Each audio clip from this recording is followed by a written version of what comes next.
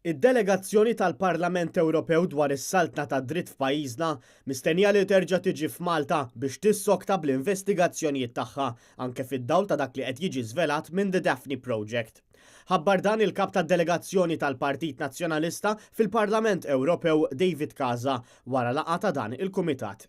Pajjiżna għandu qudiemu sitwazzjoni serja ħafna.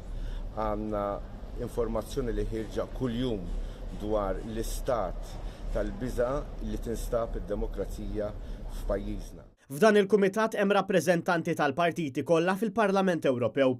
Fi żjara tagħhom f'Malta, din id-delegazzjoni se tkun qed titlob biex tiltaqa' mal-Parlament Malti, mal-eks Kummissarju Ewropew John Dalli u mal-kap tal-Ġudikatura l-ġdid Joseph Azzopardi.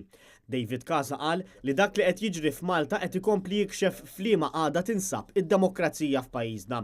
Sostna li l-Parlament Ewropew se jkun qed ikompli jaġixxi biex jeqret il-korruzzjoni minn pajjiżna u jneħħi l-kriminali minn madwar il-Prim Ministru Joseph Muscat.